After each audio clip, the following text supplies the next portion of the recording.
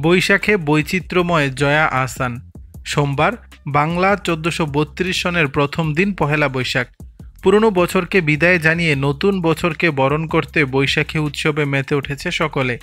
বাঙালির হৃদয়ে জড়ানো সার্বজনীন এই উদযাপনে সাধারণদের পাশাপাশি মেতে উঠেছে দেশের তারকারা। দুই বাংলার নন্দিত অভিনেত্রী জয়া আহসানও এর ব্যতিক্রম নয়। নববর্ষের দিনে নিজেকে আবার অনন্য রূপে ধরা দিলেন জয়া। উৎসবের আমেজে অভিনেত্রীর সাজ আশাকে ফুটে ওঠে বাঙালিয়ানা।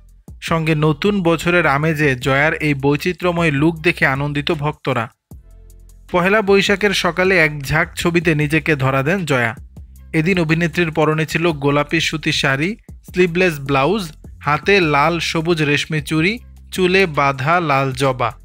এ সময় জয়াকে দেখা যায় একটি গ্রাম অঞ্চলে, সঙ্গে দেখা যায় তার প্রিয় দুই পোষ্যকেও।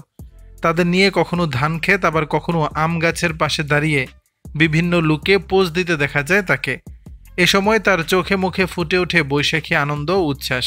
শুধু তাই নয়, নতুন বছরের শুভেচ্ছা বার্তা জানিয়ে ক্যাপশনে অভিনেত্রী লিখেছেন, শুভ নববর্ষ ১৪৩২।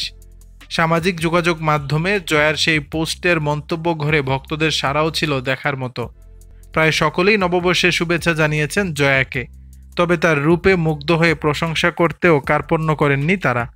দর্শক, বিষয়টি নিয়ে আপনাদের মতামত জানাবেন নিচের কমেন্ট বক্সে।